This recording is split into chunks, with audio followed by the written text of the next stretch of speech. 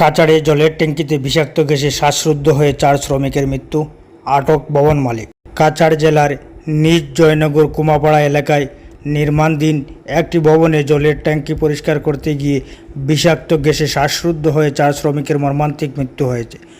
ঘটনায় এলাকা জুড়ে চাঞ্চল্য সৃষ্টি হয়েছে। জানা গেছে, ট্যাঙ্ক পরিষ্কারের সময় এক শ্রমিক ট্যাঙ্কির ভিতরে নামার পর অসুস্থ হয়ে পড়েন। তাকে উদ্ধার করতে গিয়ে একে একে আরও 3 জন ভিতরে প্রবেশ করলে তারাও বিষাক্ত গ্যাসের প্রভাবে অচেতন হয়ে পড়েন। তবে উদ্ধারকারী দল তাদের বাইরে নিয়ে এসে দ্রুত শিলচর মেডিকেল কলেজ হাসপাতালে পাঠায়। তবে চিকিৎসকরা 4 জনকেই মৃত বলে ঘোষণা করেন। ঘটনার খবর পেয়ে পুলিশ, এসডিআরএফ এবং প্রশাসনের কর্মকর্তারা ঘটনাস্থলে পৌঁছে তদন্ত শুরু করেন। প্রাথমিকভাবে ট্যাঙ্কির ভিতরে জমে থাকা বিষাক্ত গ্যাসের কারণে এই দুর্ঘটনা ঘটেছে বলে অনুমান করা হচ্ছে। এদিকে ঘটনার পর নির্মাণাধীন ভবনের মালিক গৌতম পালকে জিজ্ঞাসাবাদের জন্য আটক করেছে পুলিশ। শ্রমিকদের নিরাপত্তা ব্যবস্থা যথাযথ মানা হয়েছিল কি না তা খতিয়ে দেখা হচ্ছে। এই হৃদয় বিদারক ঘটনা সমগ্র এলাকায় শোকের ছায়া নেমে এসেছে। পুলিশ ঘটনার पूर्णांग तदंत चालिए जाच्छे। विस्तारित देखुन भिडियोते।